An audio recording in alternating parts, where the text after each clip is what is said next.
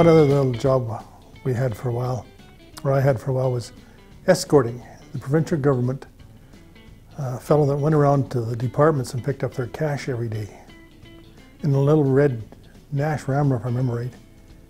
And we drove around this city, hit department buildings, drop that off, pick up their deposit, and take $3 or $4 million to the bank in a little Nash Rambler. Nowadays you use different means, but that was one of the jobs we had. Did that ever concern you? I was too young to be concerned about it. That bag was so heavy nobody could carry the damn thing anyways, get away. Gerson Hill was K Division headquarters. Half of the inside, you have to go through this gate, and inside what used to be a parade square.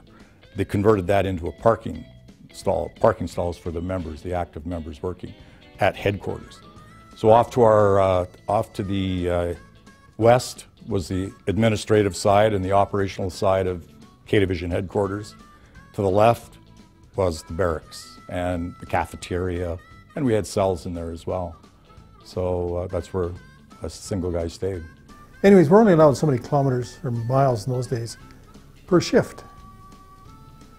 Well, if you go from Gerson Hill to the east city limits and back, you used up your mileage. So you just go out and sit and watch stop signs for a while, and then when it got dark, in those days they had a night speed limit. So that's when it got more interesting because everything dropped by 10 miles an hour.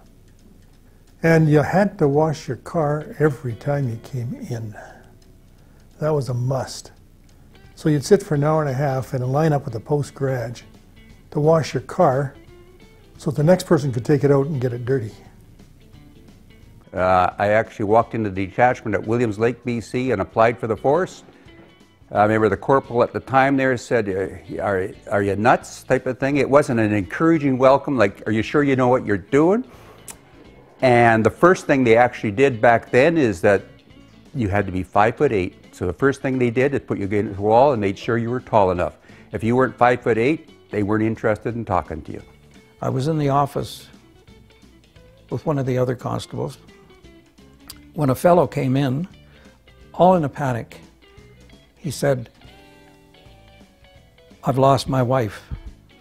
I stopped on the highway down at the Columbia ice fields because she wanted to get into the back. She was driving a truck with a camper on the back. She wanted to go into the back to sleep. She was tired." This was quite late in the evening. And he stopped. He said, "I stopped on the side of the road. Down there, it's pitch black. It's cold, even in the summer." And he said, I heard the door of the camper slam. I presume she was in there, and I've gotten into town here and she's not there." Well, what had happened was she opened the door to get in the camper and then decided to squat down on the side of the road and relieve herself. And a gust of wind came and slammed the door of the camper, which he heard, and he drove away. And if you can picture her squatting there, watching the taillights disappear down the highway, that would bring a smile to your face. But he was not happy. And he said he didn't know this was what had happened. He just thought she was in there. So we jumped in the car, and before we got back down to the ice field, someone had picked her up and brought her to town. It was not a happy reunion.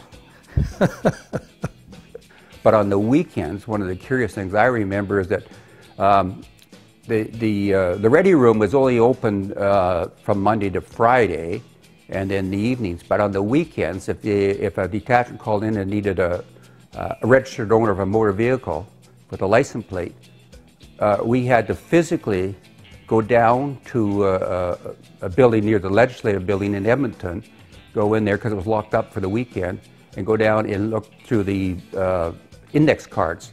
License plates were registered on an index card to look up the registered owner of that vehicle, then come back and ready them and say, well, this is the registered. So we always made sure, how important is this that you knew this registered owner on the weekend? Could it wait till Monday? If not, we had to go down and physically do that. One of the interesting things that happened there was that the four of us going early were able to pick our own accommodation. So I was able to pick a single family dwelling, which was in the officer's part of the base, right across the street from the commanding officer's home.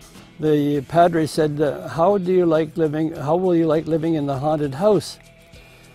And my wife's eyes got a little bit bigger, and so Inspector Mortimer gave me 32 men in a troop, and they moved our furniture down the street. I think the ironic part of my whole story is that as soon as we moved out of the haunted house, the first family to move into it was the Flight Lieutenant Padre, who moved his family into it. And I think that he told us the haunted house story so he could get that house for himself. We, one particular was called Janvier. There was no road to Janvier. It's about, I believe, about 100 miles southeast of McMurray. The railroad went through there, and when I first went there, the members would actually get off the train there and spend a couple of days there when the train came through. When I was there, we actually had to go patrol that area, and we did it by horseback. Hard to believe, but it was true.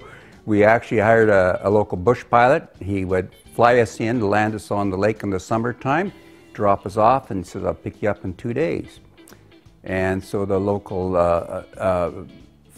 Aboriginal people would come down with the wagon and buggy, and then they'd take us to their own place, and we'd rent a couple horses from them, and we did our patrols by horseback. And we like to talk about it because we took pictures of it. We still got pictures of it as such, and we stayed at a place called, there was a trading post there run by a fellow who owned a store, and I think his wife was a health nurse, I believe, and they put us up for the 2 nights we were there. And then 2 days later, we had to go back to the lake, and sure enough, the bush pilot came in and picked us up.